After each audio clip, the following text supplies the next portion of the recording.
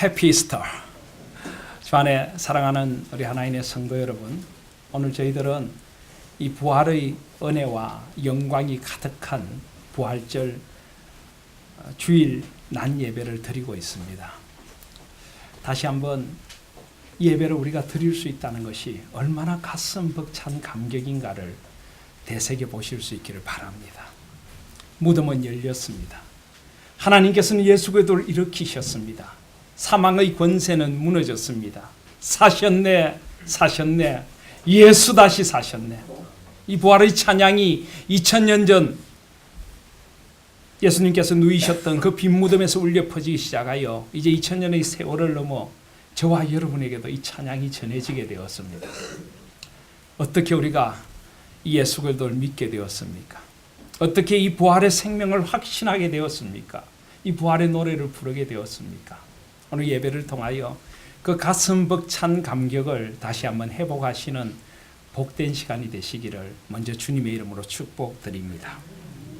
무엇보다 먼저 부활이 언제 일어났는가 하는 것을 마태복음에서는 아주 중요하게 전하고 있습니다. 오늘 28장 1절에 보시면 언제 일어났습니까? 안식일이 다 지나고 안식 후 첫날이 되려는 새벽에 예수 그리스도의 부활 사건이 이제 목도가 된 것입니다. 왜 안식 후 첫날 새벽일까요? 옛날 우리 개역 한글 성경으로 하면은 미명에 아직 어둡고 이제 새벽빛이 떠오르기 시작하는 그 시간. 왜 주님께서 이 시간을 부활의 시간으로 알리셨을까요? 우연일까요? 우연히 이 새벽에 이 부활이 일어나게 되었습니까? 아닙니다. 하나님에게는 결코 우연이란 없습니다. 하나님은 만세 전부터 모든 것을 작정하고 예정하시고 하나님의 시간표대로 역사를 움직여가고 계신 분인 줄 믿습니다. 그 기쁘신 뜻대로 우리를 예정하사 예수 그리스도로 말미암아 자기 아들들이 되게 하신 이 하나님, 그 하나님께서 이 새벽을 택하신 것입니다. 그렇다면 왜 새벽입니까? 이것은 그야말로 역사의 새로운 지평을 여는 새로운 새벽이기 때문입니다. 이제 고통과 눈물의 밤은 지나갔다는 것입니다. 아픔과 불면의 밤은 지나갔다는 것입니다. 이제 역사의 새로운 여명이 떠오르기 시작했다는 것입니다. 이제 환한 동이 트는 이 새 아침에 부활하신 주님을 만나라고 이 새벽 주께서는 이 역사를 일으키신 줄 믿습니다. 저에게도 여러분에게도 이 부활의 신새벽이 있어야 될 줄 믿습니다. 우리는 이 역사를 BC와 AD로 나눕니다. BC, Before Christ, 기원 전, 예수께서 오시기 전. 그리고 AD, Anno Domini, 주님의 해, The Year of the Lord, 주님의 해. 이렇게 우리는 역사를 기원 전과 기원 후로 나눕니다. 그것은 옳습니다. 예수 그리스도 그분은 역사의 분기점에 오신 분이시고 예수 그리스도가 없던 세상과 예수 그리스도가 임한 세상으로 역사를 나누는 것은 시극히 당연한 것입니다. 그런데 여러분, 저는 이렇게 생각합니다. 물론 BC와 AD로 나누는 것이 맞지만은 저는 또한 이렇게 역사를 나눌 수도 있다고 생각합니다. 예수 그리스도의 부활 전과 부활 후. 예수 그리스도의 부활 전에는 사망이 왕노릇했습니다. 인간의 죄와 허물로 말미암아 사망이 이 땅에 들어오게 되었고 이제 인간은 죽음의 공포 앞에 떠는 존재가 되고 말았습니다. 우리는 흔히 그런 말을 합니다. 죽으면 다 끝인데 아무리 아둥바둥 살아가면 뭘 하느냐? 죽으면 끝인데. 그런데 여러분, 죽음은 결코 끝이 아니었습니다. 죽음 이후에도 영원한 생명이 있음을 예수 그리스도께서 보여주신 것입니다. 그것이 바로 부활입니다. 이제는 죽음의 절망이 무너지고 생명의 역사가 열리게 된 것입니다.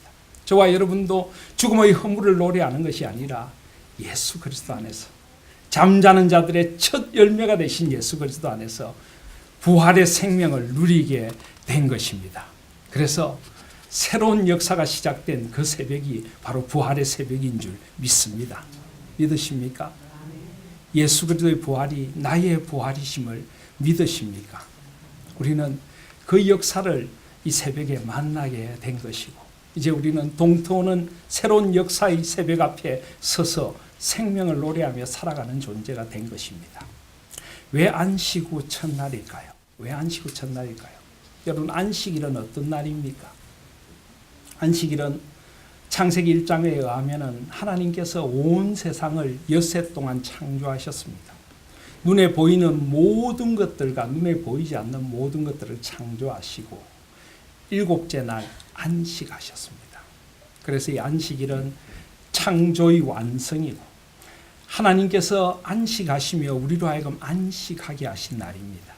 바로 창조주 하나님을 온 마음을 다해 예배하고 하나님께 창조하신 그 창조의 세계를 노래하며 찬양하며 즐거워하도록 안식일을 만들어 주셨습니다. 그런데 그만 에덴 동산에서 그 아름답던 안식일이 깨어져 버리고 말았습니다. 하나님과 같이 되려고 했던 인간의 불순종과 반역은 안식일을 깨뜨리고 하나님과 우리 사이의 그 아름다운 예배와 교제를 다 깨뜨려 버렸습니다. 그때부터 우리 인간들은 참된 안식을 누리지 못하는 존재가 되고 말았습니다. 우리는 늘 쫓기는 불안한 마음으로 이 세상을 살아갑니다. 늘 죄의 유혹에 시달리고 또 죄에 빠지고 나면 죄책감의 두려움에 시달리는 존재가 되고 말았습니다. 죄의 결국은 죽음이란 것을 알기에 우리가 받게 될 심판과 죽음의 두려움으로 사는 존재가 되어버리고 말았습니다. 참된 안식이 사라져버린 인생, 우리는 그런 인생을 사는 존재가 되어버렸습니다. 그런데 예수 그리스도께서 이 땅에 오셨습니다. 수고하고 무거운 짐진 자들아 다 내게로 오라. 내가 너희를 쉬게 하리라. 주님은 참된 안식을 주고자 오셨습니다. 그리고 이제 이 안식일 넘어 안식 후 첫날. 여러분, 안식 후 첫날은 어떤 날일까요? 이제는 새로운 창조의 날이라는 것입니다. 이제는 그 안식일 넘어 새로운 창조의 새날을 여신 것입니다. 그래서 우리는 안식일이 아니라 주의 날, 주님이 부활하신 주일을 주님의 부활의 날로 지키며 예배하는 존재가 된 것입니다. 이 날은 안식의 날이기도 하지만 참된 새 창조의 날로 바뀌게 된 것입니다. 여러분, 우리가 주일에 예배를 드리는 것도 결코 우연이 아닙니다. 이것은 하나님의 영원한 구속의 작전 가운데 이루어진 일인 줄 믿습니다. 그래서 우리의 주일은 부활절입니다. 부활절. 여러분, 1년에 부활절이 몇 번 있습니까? 몇 번 있습니까? 예. 53번요. 52번요. 예. 52번일 때도 있고 53번일 때도 있습니다. 사실 우리의 주일은 부활절입니다. 우리는 1년에 한 번 절기로서 큰 부활절을 지키지만은요, 우리의 주일이 작은 부활절이 되어져야 될 줄 믿습니다. 오늘 본문 말씀에 보시면 이 여인들이 예수님의 무덤을 찾아갑니다. 28장 1절에 보시면 안식일이 다 지나고 안식 후 첫날이 되려는 새벽에 막달라 마리아와 다른 마리아가 무덤을 보려고 갔더니, 왜 무덤을 보려고 갔습니까?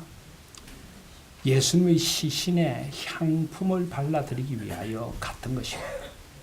예수님은 금요일에 십자가에 못 박히시고 아리마대 요셉의 새 무덤에 장사되셨습니다.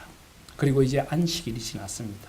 안식 후 첫날 예수님의 시신이 조금이라도 더 부패하기 전에 예수님을 사랑하고 따랐던 여인들은 그 시신에 향품을 발라드리기 위해 간 것입니다. 이때 이들의 마음이 어떠했을까요? 슬픔과 절망으로 가득했을 것입니다. 모든 것이 끝이 났습니다. 그토록 믿고 따랐던 예수님은 돌아가셨습니다. 이제 그들이 할 수 있는 일은 그분의 시신에 마지막 향품을 발라드리고 안녕을 구하는 길밖에, 마지막 작별 인사를 구하는 길밖에는 없었던 것입니다. 그들은 슬픈 마음을 억누르며 마지막 예를 다하기 위해 무덤을 찾아갔습니다. 두렵고 떨리는 마음으로 찾아가게 된 것입니다. 그런데 그들이 무덤에서 만난 것은 무엇입니까? 바로 부활하신 예수 그리스도, 빈 무덤을 만난 것입니다. 그들 큰 지진이 나며 주의 천사가 하늘로부터 내려와 돌을 굴려내고 그 위에 앉아서 그 형상이 번개 같고 그 옷이 눈같이 흰 천사가 여인들에게 말했습니다. 5절에 보시면 천사가 여자들에게 말하여 이르되 너희는 무서워하지 말라.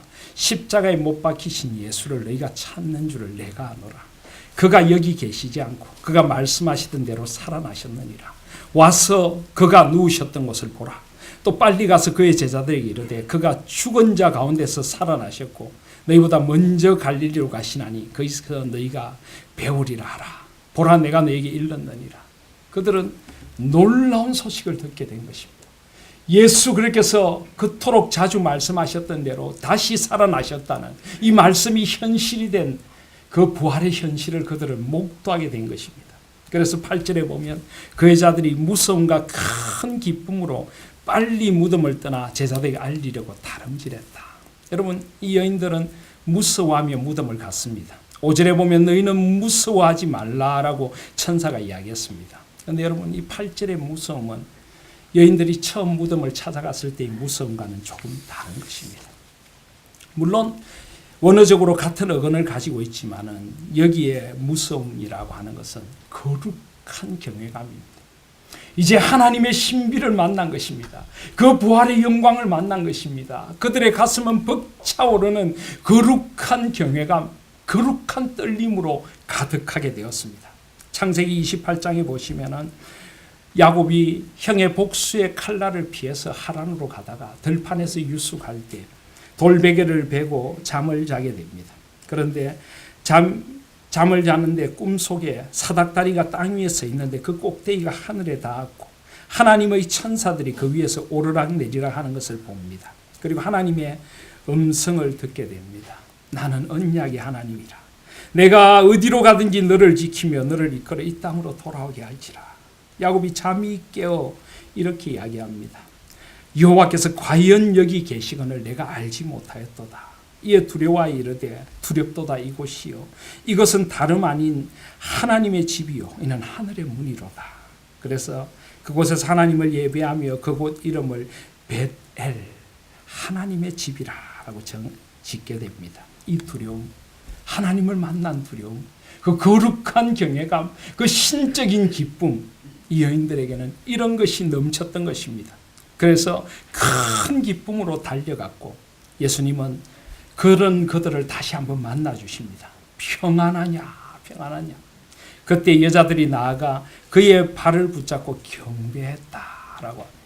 모든 것이 새롭게 된 것입니다. 여기 경배라고 하는 말은 원래 프로스키네오라고 하는데 예배하다, 무릎을 꿇다 하는 말입니다. 17절에도 16절 17절에도 보시면 11제자가 갈릴리에 가서 예수께서 지시하신 산에 이르러 예수를 배웠고 경배했다. 그렇습니다. 우리가 예배하는 그리스도는 살아계신 그리스도인 줄 믿습니다. 부활하신 주님입니다. 우리는 어떤 세상의 종교처럼 죽은 종교의 창시자를 예배하지 않습니다. 살아계신 주님을 예배하는 주의 날 부활절이 바로 주일인 줄 믿습니다. 그래서 여러분, 우리의 주일 예배는 바로 이런 거룩한 경외감과 기쁨으로 가득해야 될 줄 믿습니다. 우리도 이 여인들처럼 절망을 안고 교회당에 올 수 있습니다. 일주일 동안 세상살이가 얼마나 벅차고 힘듭니까? 지치기도 하고 배신의 상처로 아프기도 하고 어찌해야 할 바 몰라 당황스럽기도 하고 답답한 가슴을 안고 마치 주님의 무덤을 찾아오듯이 우리도 교회에 나올 수 있습니다. 그러나 예배당에 와서 예배가 시작되면 우리의 마음은 살아계신 부활의 주님으로 물들어가기 시작합니다. 우리 가슴에는 이런 찬양이 울려 퍼집니다. 선포하라 부활하신 영광의 주, 아름다운 영광의 주를 보라. 보좌에 앉으신 그 어린 양 예수, 다 무릎 꿇고서 주경배하리라. 선포하라 부활하신 영광의 주, 하나님과 화목하게 하신 주, 찬송과 존귀와 영광과 능력을 영원토록 받아 주옵소서. 제가 그런 가슴에 이런 가슴 벅찬 부활의 찬양이 울려 퍼지는 자리가 예배가 되어져야 될 줄 믿습니다. 예배는 시작부터 마침까지 부활의 주님을 만나고 그 부활의 예수 그리스도를 통하여 살아계신 하나님 아버지를 만나며 성령 하나님께서 지금도 우리 가운데 역사하시는 것이 생명의 예배인 줄 믿습니다. 저는 우리 하나님 교회 예배의 자리에 이런 부활의 감격이 차고 넘치기를 소원합니다. 그래서 주일에 나와 예배를 드리면 부활의 생명을 확인하고 내가 그 생명 가운데 있음을 찬양하며 이제는 생명의 소망과 힘을 안고 세상을 향해 다시 나아가게 되는 예배, 이 부활의 영광이 가득한 예배의 자리가 저와 여러분의 예배의 자리가 되기를 주님의 이름으로 축복드립니다. 근데 왜 이렇게 고개들을 푹 숙이고 계십니까? 이 부활의 영광을 노래하실 수 있기를 바랍니다. 두 번째로 이 부활의 상징은 빈 무덤입니다. 여인들은 무덤을 찾아갔습니다. 그곳에 예수님이 계실 것이라고 생각을 했습니다. 그런데 그들이 만난 것은 빈 무덤이었습니다. 왜 빈 무덤입니까? 천사의 말처럼 그가 여기 계시지 않고 그가 말씀하시던 대로 살아나셨기 때문입니다. 와서 그가 누우셨던 것을 보라. 그런데 여러분, 왜 빈 무덤일까요? 왜 빈 무덤을 보라라고 할까요? 오늘 말씀을 조금 더 자세히 보시면요, 예수님께서 부활하신 그 새벽 큰 지진이 나고 주의 천사가 하늘로부터 내려와 돌을 굴려내고 그 위에 앉았다라고 합니다. 이 돌은 이 유대인들의 무덤은 일종의 동굴처럼 되어 있습니다. 굴을 파서, 그것도 아주 부자인 아리마대 사람 요셉의 새 무덤이라고 합니다. 아주 잘 만든 동굴 무덤일 것입니다. 그 앞에 돌을 막았다라고 하는데요, 이 돌은 굉장히 아마 큰 돌이었을 것입니다. 역사가들 한 2톤, 2,000kg 정도 되는 돌이었지 않을까라고 생각을 합니다. 그리고 이 대제사장과 그 무리들이 혹시라도 제자들이 와서 이 예수님의 시체를 가져갈까 싶어서 이 돌무덤을 임봉을 했다라고 합니다. 아마 밧줄로 단단히 묶고 밀랍이나 흙으로 두른 후에 도장을 찍어 막았을 것입니다. 그리고 군병들이 그곳을 지키고 있었습니다. 마태복음 27장에 보시면은 빌라도가 너희에게 경비병이 있으니 가서 힘대로 굳게 지키라. 마치 성전의 경비병들처럼 생각이 되지만 성전의 경비병이 없습니다. 여기 군병이 있지 않느냐, 그들로 하여금 지키게 하라. 원래는 이런 뜻입니다. 그렇게 단단히 지키고 있던 그 무덤, 그 돌문이 굴려져 간 것입니다. 마가복음 16장 1절 이하에 보시면은 여인들이 무덤으로 가며 서로 말하되 누가 우리를 위하여 무덤 문에서 돌을 굴려주리요. 걱정했던 그 무덤에 돌이 굴려져 간 것입니다. 근데 여러분, 왜 돌이 굴려져 갔을까요? 왜 천사는 이 돌을 굴려버렸습니까? 무엇 때문일까요? 예수님께서 이 돌을 치워야만 나오실 수 있어서 그러셨을까요? 그렇게 생각하십니까? 아닙니다. 요한복음 20장 26절에 보시면 8해를 지나서 제자들이 다시 집 안에 있을 때 도마도 함께 있고 문들이 닫혔는데 예수께서 오사 가운데 서서 이르시되 너에게 평강이 있을지어다. 예수님은 이미 부활하신 영광의 몸을 입으셨기에 장소의 제한을 받지 않고 마음대로 드나드실 수가 있습니다. 이 돌문을 치운 것은 예수님이 무덤에서 나오도록 하려고 한 것이 아닙니다. 그렇다면 왜 이 돌문을 치웠을까요? 바로 여인들이, 제자들이 와서 보라는 것입니다. 그가 여기 계시지 않고 살아나신 것을 보라고 이 돌문을 치운 것입니다. 저와 여러분이 이 빈 무덤 앞에 나와서 살아나신 예수 그리스도를 보라고 이 돌문을 치워버린 것입니다. 사랑하는 성도 여러분, 오늘 사실 이 마태복음 28장이나 마가복음, 누가복음, 요한복음, 이 부활의 기사 어디에도 예수님께서 부활하신 사건에 대한 자세한 묘사는 나오지 않습니다. 만약에 여러분 이 부활의 기사가 꾸며낸 기사라면, 이것이 거짓이라면 어디에도 이것이 나오지 않는다는 것을 설명할 수가 있을까요? 만약에 이것을 거짓으로 꾸며냈다면 아마 작가가 이렇게 썼을 것 같습니다. 안식 후 첫날 새벽에 갑자기 예수님께서 누우신 무덤에 거룩한 빛이 감돌기 시작하더니 지진이 나고 천사가 내려왔는데 예수님의 시신에 손가락 끝부터 파르르 떨리기 시작했다. 그리고 예수님 갑자기 눈을 뜨시고 뭐 이런 이야기가 나와야 하지 않을까요? 그러나 성경은 그 부분에 대해서 절대 말하지 않습니다. 왜 말하지 않을까요? 이것은 하나님의 신비이고 하나님은 인간의 증언을 필요로 하지 않습니다. 그리고 아무리 그런 것을 써놓아도 마음이 완악한 사람은 절대 믿지 않습니다. 우며낸 이야기일 거야. 믿음은 하나님의 살아계심을 믿는 것에서부터 시작되는 줄 믿습니다. 하나님이 살아계신 것을 믿습니까? 하나님이 세상의 창조주인 것을 믿으십니까? 나를 창조하신 것을 믿으십니까? 생명의 주관자임을 믿으십니까? 그렇다면 그 하나님께서 약속하신 대로 예수 그리스도를 일으키실 수 없으시겠습니까? 이것은 믿음의 문제이지 논리의 문제가 아닌 것입니다. 하나님이 살아계신다면 하나님은 그 예수 그리스도를 일으키신 것입니다. 오늘 여기 5절 말씀해 보면 그가 여기 계시지 않고 그가 말씀하시던 대로 살아나셨느니라.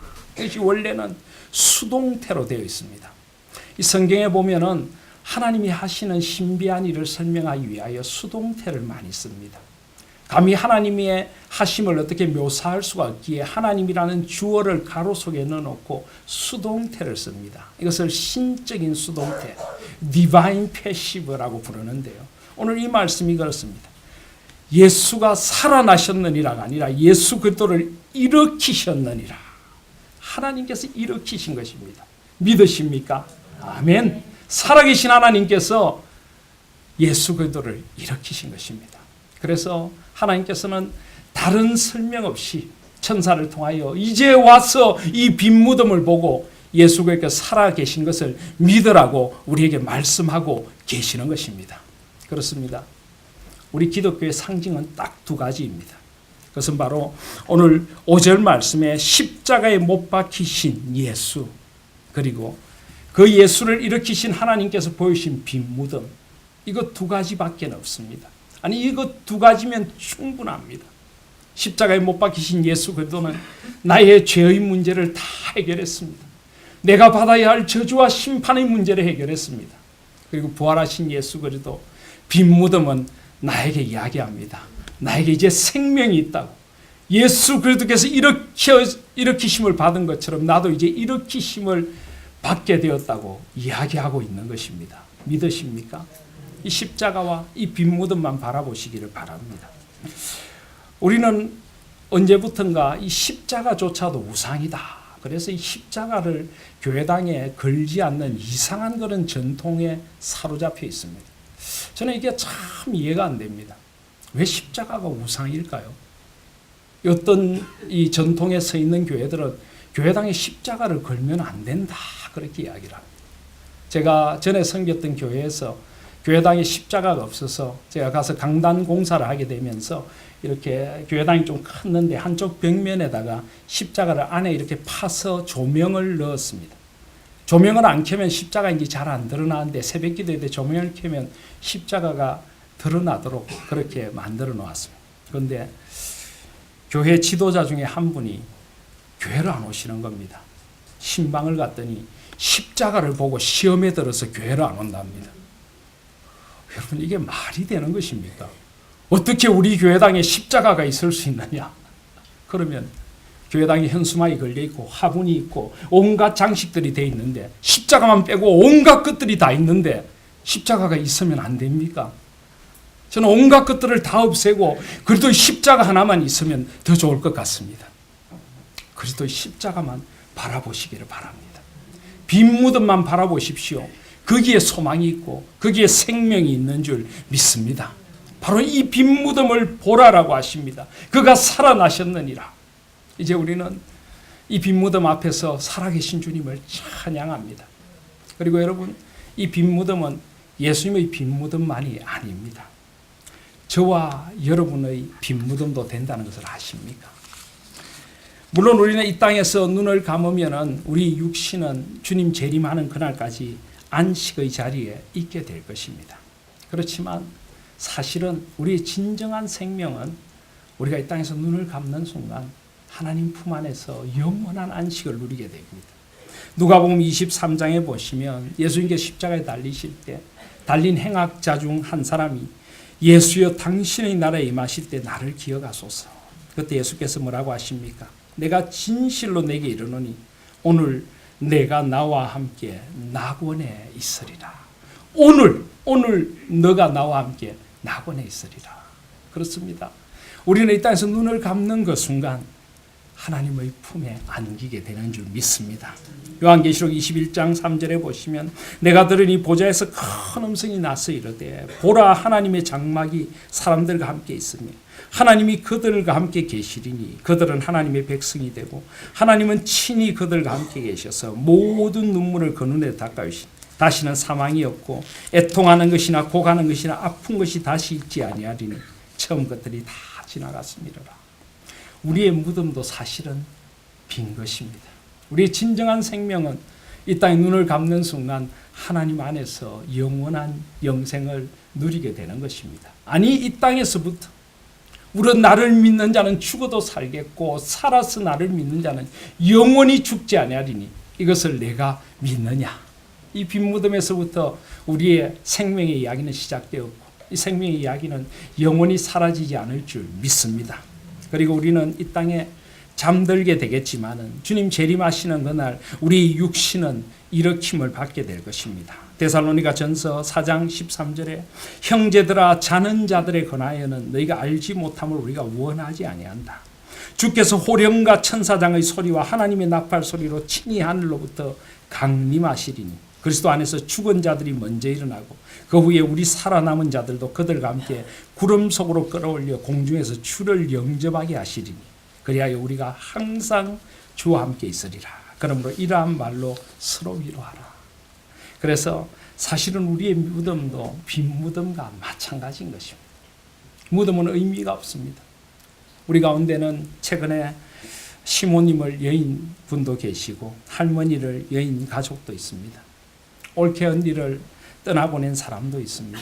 물론 우리가 이 땅에 사는 동안 헤어짐의 아픔은 우리에게 슬픔입니다.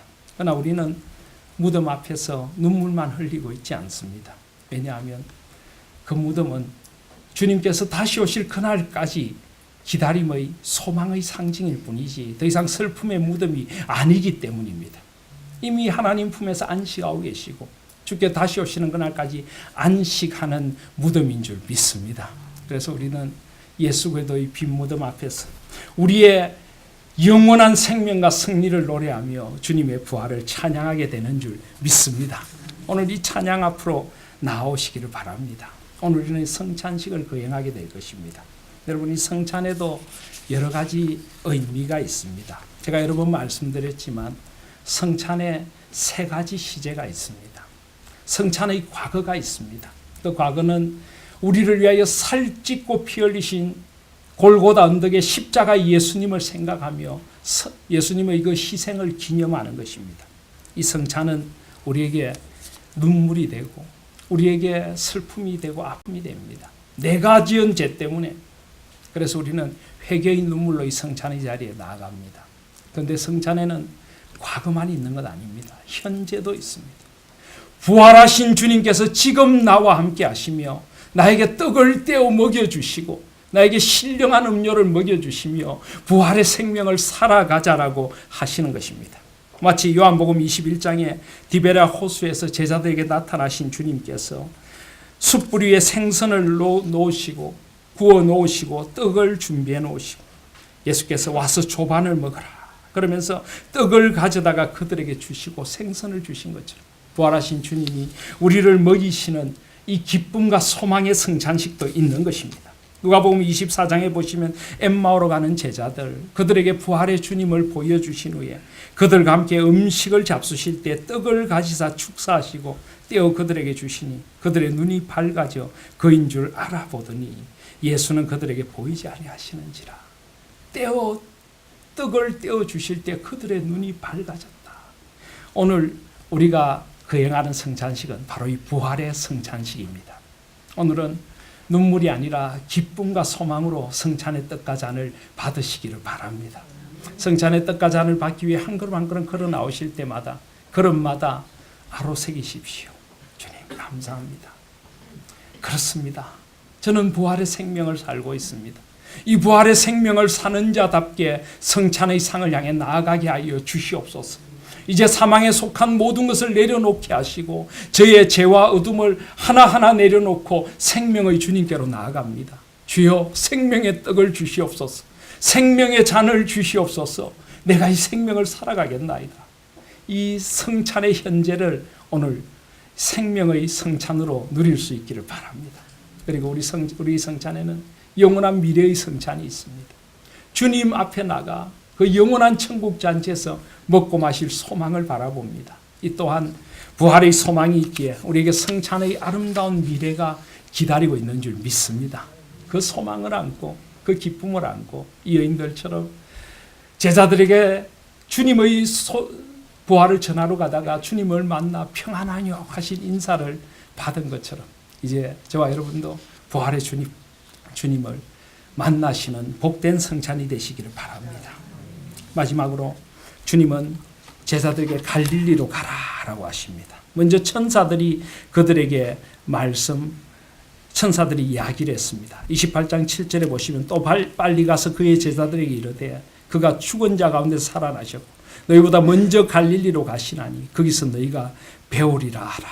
보라, 내가 너희에게 일렀느니라. 그리고 예수님께서도 10절에 보시면 이 예수께서 이르시되 무서워하지 말라. 가서 내 형제들에게 갈릴리로 가라 하라. 거기서 나를 보리라. 왜 갈릴리로 가라고 하셨을까요? 예수님께서는 십자가로 나가시기 전에도 말씀하셨습니다. 마태복음 26장에서도 예수님께서 26장 32절에 보시면 그러나 내가 살아난 후에 너희보다 먼저 갈릴리로 가리라. 왜 갈릴리로 가라고 하실까요? 갈릴리는 어떤 곳입니까? 주님을 처음 만났던 곳이 갈릴리입니다. 주님 앞에 내가 너희를 사람 낚는 업으로 만들어 주리라 하신 그 주님의 그 부르심 앞에 모든 것을 던져두고 따랐던 첫사랑의 갈릴리입니다. 갈릴리는 그들의 삶의 현장이기도 하고 가난하고 아프고 소외되고 힘든 자들이 살아가는 삶의 현실이기도 한 것입니다. 오늘 말씀해 보면 끝까지 완악한 마음으로 그 마음을 열지 않던 제사장과 그 무리들이 예수님의 시신을 훔쳐갔다고 거짓말을 하라고 한 불법과 기만이 판치는 세상이 바로 갈릴리일 수도 있는 것입니다. 주님은 거리로 가라라고 하십니다. 이제 부활의 주님을 만났습니다. 이제 이 빈 무덤 앞에 섰으면은 이제는 그 부활의 소망을 안고 나의 갈릴리로 가라라고 하십니다. 절망하고 있는 이들에게, 아파하고 있는 이들에게, 소망을 잃어버린 이들에게, 생명이 없는 이들에게 가서 이 부활의 생명, 부활의 주님을 보여주라고 우리를 갈릴리로 가라고 하시는 줄 믿습니다. 주님은 그리고 그 갈릴리에서 제자들을 만나 주십니다. 16절에 보시면 11제자가 갈릴리에 가서 예수께서 지시하신 산에 이르라. 아마 이 산은 그들이 자주 주님을 만났던 산일 것입니다. 어쩌면 산상수훈을 가르쳤던 그 산일지도 모르고요. 주님 앞에서 함께 기도했던 그 산일지도 모릅니다. 그런데 예수를 배웠고 경배하나 아직도 의심하는 사람들이, 아직도 그 마음에 의심하고 있는 이들, 그들에게 주님은 말씀하십니다. 18절에 예수께서 나와 말씀하여 이르시되 하늘과 땅의 모든 권세를 내게 주셨으니, 이제는 부활하신 주님이 사망을 이기시고 모든 구원과 심판의 권세를 가지고 계십니다. 그분이 말씀하십니다. 그러므로 너희는 가서 모든 민족을 제자로 삼아 아버지와 아들과 성령의 이름으로 세례를 베풀고 모든 민족, 모든 절망하고 아파하는 이들에게, 나의 가족일 수도 있고 나의 사랑하는 이들일 수도 있고 나의 동료일 수도 있고 내가 잘 모르는 누구일 수도 있습니다. 누구에게든지 이 부활의 생명을 전하라는 것입니다. 아버지와 아들과 성령 삼위 하나님의 이름으로 세례를 베풀고 내가 너에게 분부한 모든 것을 가르쳐 지키게 하라. 그들을 제자로 삼으라는 것입니다. 내가 먼저 제자가 되고 그들에게로 가고 세례를 주고 가르쳐서 주님께서 분부한 모든 것을 가르쳐 지키게 하는 이 부활의 생명, 부활의 생명을 살아가는 제자들이 되도록 가라는 것입니다. 볼지어다 내가 세상 끝날까지 너희와 항상 함께 있으리라. 그런 우리에게 주님은 세상 끝날까지 부활하신 주님, 생명의 주님으로 함께 하실 것입니다. 우리는 그 부활의 생명을 주님과 함께 살아가는 존재가 되는 것입니다. 그것이 바로 갈릴리로 가라고 하는 뜻입니다. 여러분, 불쌍한 사람들이 어떤 사람들입니까? 세상에서 불쌍한 사람들이 어떤 사람들입니까? 돈이 없으면 불쌍합니까? 돈이 없으면 불쌍한 것 아닙니다. 좀 불편할 뿐이죠. 몸이 아프면 불쌍합니까? 몸이 아프니까 힘들긴 힘듭니다. 그래도 불쌍한 게 아닙니다. 이 세상에 사람들이 나를 몰라주면 불쌍합니까? 오해받고 비난당하면 불쌍합니까? 아닙니다. 가장 불쌍한 사람은 예수 그리스도 없이 죽어가고 있는 사람들인 줄 믿습니다. 생명이 없는 사람들인 줄 믿습니다. 이 세상이 다인 줄 알고 살아가고 죽음의 공포 앞에 떠는 사람들인 줄 믿습니다. 여러분, 주님의 부활을 확신하십니까? 여러분이 그 생명을 가지고 있다는 걸 믿으십니까? 이 생명이 우리 가운데 살아 역사하는 건 믿으십니까? 이제 갈릴리로 가시기를 바랍니다. 그 부활의 생명을 안고 주님의 십자가를 바라보라고, 빈 무덤을 바라보라고. 그 무덤은 비었고 예수님은 사셔서 지금도 우리와 함께 하신다고. 사셨네, 사셨네. 예수 다시 사셨네. 이 부활의 찬양을 전하며 이제 이 땅에 살아계신 예수 그리스도를 보여줄 수 있는 부활의 증인들이 되시길 바랍니다. 저와 여러분의 살아가는 모습을 보면서 정말 예수님이 살아계시는구나. 정말 부활을 믿는 사람은 저렇게 사는 거구나. 우리의 삶의 언어가 달라지고 삶의 가치관이 달라지고 우리의 눈빛이 달라지고 우리의 소망이 달라지고 이 부활의 살아있는 생명을 사는 우리의 모습을 보며 살아계신 예수님을 만날 수 있도록 저와 여러분의 갈릴리로 가시길 바랍니다. 우리의 삶에 먼저 갈릴리가 있습니까? 아직도 내 마음에 예수 그리스도의 부활을 의심하는 갈릴리가 있습니까? 아직도 내 삶에 절망하고 아파하는 갈릴리가 있습니까? 그곳에부터 부활의 역사가 임하기를 소원합니다. 부활의 신새벽이 임하여 새로운 동이 터오고 새로운 역사가 임하기를 원합니다. 그런 적 누구든지 그리스도 안에 있으면 새로운 피조물이라. 이전 것은 지나갔으니 보라 새 것이 되었도다. 온전히 내 삶에서부터 내 마음에서부터 새로운 부활의 역사가 일어나고 우리 가정에서부터 우리 교회에서부터 이 부활의 역사가 일어나기를 소원합니다. 우리 하나님교회 예배에 우리가 드리는 성찬식에 부활의 소망과 기쁨이 넘치기를 원합니다. 이 소망을 안고 아파하고 눈물 짓는 이웃들에게 우리의 갈릴리에 이 부활의 소망을 전할 수 있는 저와 여러분들, 가슴 벅찬 부활의 소망을 안고 이 땅을 살다가 어느 날 주께서 우리를 부르실 때 영원한 부활의 영광을 향해 나아가는 저와 여러분들 되시기를 주님의 이름으로 축복드립니다.